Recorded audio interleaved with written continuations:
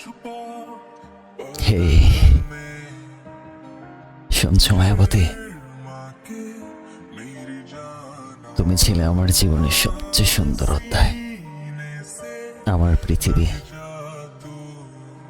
তোমার সাথে কাটানো প্রতিটা মুহূর্ত ছিল আমার এক অমূল্য রত্ন, যে আমি কখনোই ভুলতে পারবো না। তোমার হাসি, তোমার চোখের করতরের মতো কথা, তোমার চোখের মাঝে হারিয়ে যাওয়া প্রতিটি স্বপ্ন ছিল সবকিছুর একটা অদৃশ্য সুর,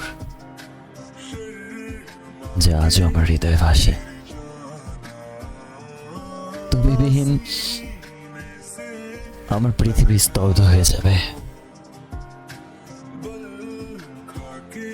একদমই স্তব্ধ। প্লিজ আমার হয়ে থেকে যাও। অনেক ভালোবাসি তোমায়, অনেক বেশি ভালোবাসি।